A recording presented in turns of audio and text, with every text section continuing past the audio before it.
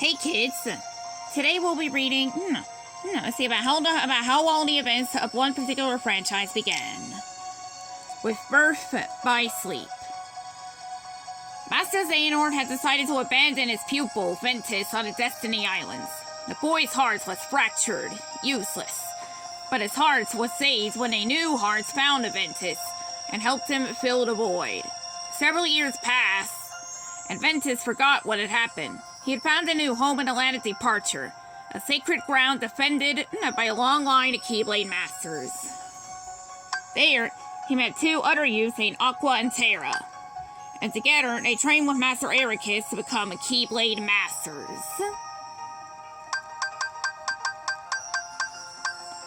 Both Aqua and Terra should have been named Keyblade Masters, but Master Xehanort intervened, convincing Ericus to test his pupils with a Mark of Mastery examination. While Aqua passed the test, Terra did not, creating a rift between him and his friends. Shortly after came tidings of Universe, strange creatures that thrived on, negativity, and Master Xehanort had broken off all communication. Terra left to solve both mysteries. Ventus ran away to be with his friend. As for Aqua, Ericus tasked her with keeping Terra under surveillance and bringing Ventus home as soon as possible. Thus, their journeys began. During Terra's travels, Master Xehanort whittled away at the young man's ethics, convincing him that darkness and lights were equally important, and that a balance must be kept. Elsewhere, Ventus met Mickey, another trainee, and found himself crossing Keyblades with a mysterious masked boy named Vanitas.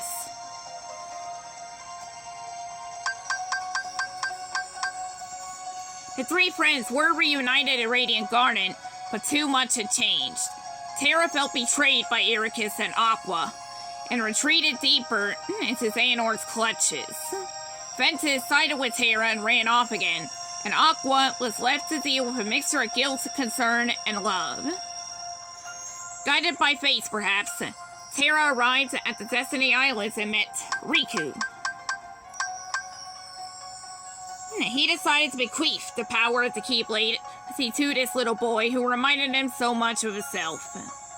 Sometime after, Aqua visited these same islands and discovered what Terra had done. She, too, found a kindred spirit in Riku's friend Sora, and told the boy to stick by his friend to guide him even through the darkest of times. Ventus made a discovery of his own. While rescuing Mickey, he was confronted by Master Xehanort, and learned of his connection to a weapon called the Keyblade. Ventus returned to Master Ericus in search of answers about his past, but the truth was a disaster waiting to happen, and Master Ericus had no choice but to lock his pupil's heart away to keep that disaster contained. Terra arrived just in the nick of time and battled his master to protect his friend. But this was exactly what Master Xehanort had hoped for. Terra watched in horror as his new mentor struck the weakened Ericus down. He had been fooled. Terra tried to move Ventus someplace safe, the Destiny Islands. But Vanitas, the boy with the mask, was already there. "Join with me. Become the Keyblade," he said. And then Ventus remembered the truth. Vanitas was a part of him, the darkness which had been extracted from his heart. Led by Destiny, Terra, Ventus, and Aqua assembled in the Keyblade graveyard. In the distance, Master Xehanort and Vanitas appeared. A violent clash ensued, and at the end of it, Terra's body was possessed by Xehanort. Meanwhile, Ventus, having been forced into a clash with his counterparts, Vanitas, chose the destruction of them both to prevent the Keyblade from being forged. In the aftermath, Mickey was able to rescue Aqua and Ventus, but Ventus would not wake.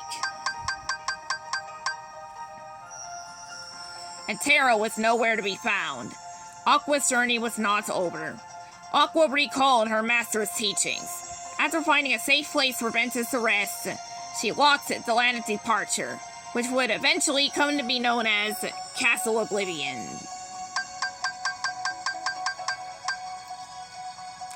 Ventus's heart had been nearly snuffed out, so he retreated to the safety of Sora's heart, the same new heart that had saved him once before. Aqua found and confronted Xehanort, who had possessed Terra's body.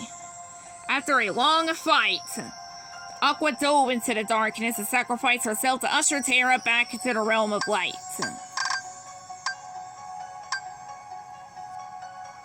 Aqua wandered the realm of darkness for a decade before meeting a stranger there.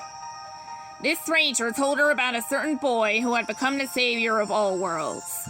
When Aqua heard the boy's name, tears filled her eyes, and her face beamed with hope.